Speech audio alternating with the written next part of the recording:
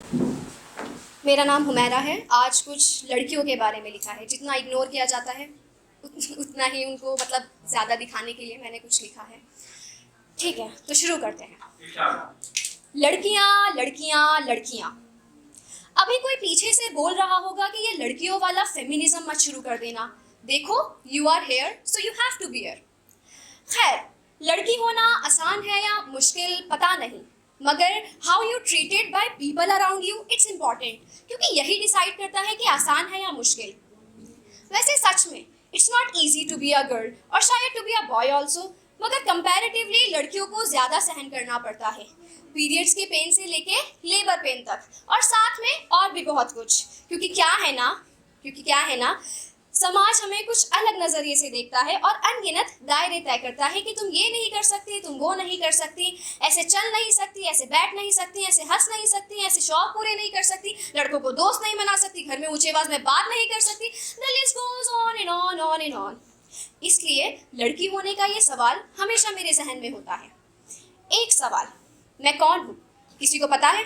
आपको आपको आपको नहीं पता, क्योंकि मुझे भी नहीं पता मैं कौन हूँ, मगर इस समाज को बखूबी दिखता है कि मैं कौन हूँ, मैं कौन हूँ, मैं कौन हूँ। ये समाज मुझे जानने को तो सोचता नहीं, मगर ये ज़रूर पता है कि मैं कौन हूँ। ये पता है कि मैं कौन हूँ। ठीक है, मैं लड़की हूँ, मैं लड़की हूँ, मैं लड़की हूँ, मैं लड़की हूँ, मैं लड़की हूँ। पता चल गया उन सभी को जिनको नहीं पता था मैं कौन हूँ।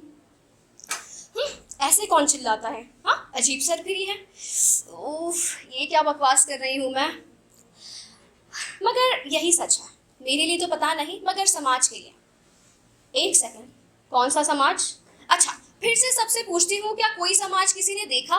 प्लीज मुझे बता दो, क्योंकि मुझे तो कभी दिखाई नहीं देता, लेकिन इससे डर बहुत लगता है कि ये कहीं कुछ कह ना दे। जिस दिन मिल गया ना, उस दिन गला दबा दूंगी समाज का। किस किस का गला दबाओगी?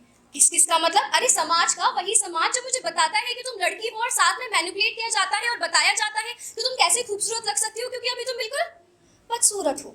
क्योंकि क्या है ना, तुम काली हो, गोरी हो, मोटी हो, पतली हो, छोटी हो, बड़ी हो, ये हो, वो हो, और साथ में गोरी हो तो अरे इसकी नाक थोड़ी मोटी है, पता है जब हंसती है तो जबाड़ा दिखता है, ये दिल इसकी थोड़ी पे है, गाल भी होता तो ज्यादा अच्छा लगता है, अरे कितना बोलती है, चुपी नहीं होती, और कपड़े देखो जरा कैसे पहनती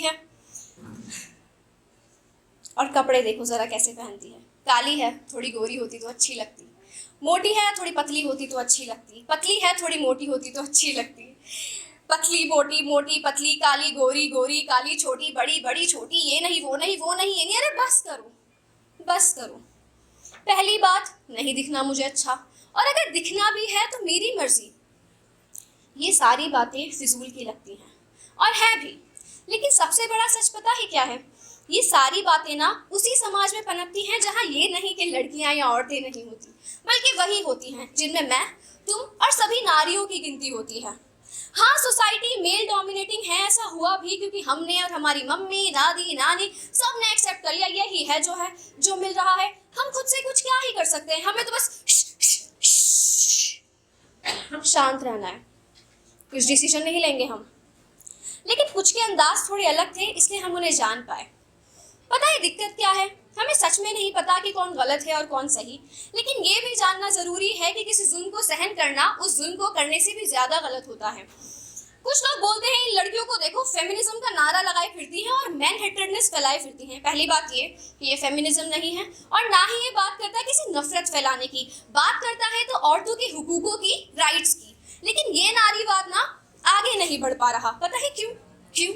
क्योंकि इसमें ना नारियां ही आगे आना नहीं चाहती, क्योंकि उनको लगती है ये बातें फिजूल की, जहाँ होती है बात खुद के हुकूकों की। घर में खुद को इतना छुपा लिया, घर से बाहर निकलेंगे तो लगेगा कि कोई जुर्म कर दिया। अब बस बहुत हो गया, नहीं करना ये सब बर्दाश्त, और तुम्हें बार बार बताना है कि तुम लड़की हो। लेकिन लेकिन ये लड़ाई है तुम्हारी, क्योंकि देखो तुम लड़की हो और तुम्हें खुद को जान लेने की कोशिश शुरू कर देनी चाहिए, क्योंकि क्या है ना, सब तुम्हारी आंखों में मैनिपुलेशन की पट्टी बांध देंगे, लेकिन तुम्हें जानना होगा कि ऊपर वाले ने तुम्हें सिर्फ खूबसूरती के लिए नहीं